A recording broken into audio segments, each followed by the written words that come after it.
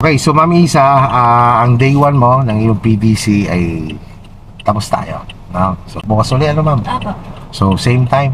Okay, so bukas, mas mag-upgrade na yung ating lesson kasi lalabas na tayo dito. No? Ibig sabihin, pagdadriving na kita din sa bypass road. Okay, so ganun lang yon.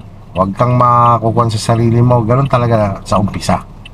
Hanggang yan unti-unting nawawala yung kaba. Ay, kumusta naman ikaw? Ayun sir, kasi po dati nung tinuturuan ako ay dito po ako nahirapan sa pagpapalit Mm. ng mga gear. Ngayon naman po ay medyo nakukuha na ng konti. Oo. Sana po ay magtuloy-tuloy. Oo. Ganun lang talaga. Eh, sabi ko nga sa'yo kanina wala naman yung nag-aaral na sa ulang upo ay nagiging namamaster niya kaagad. Unti-unti lang talaga yan.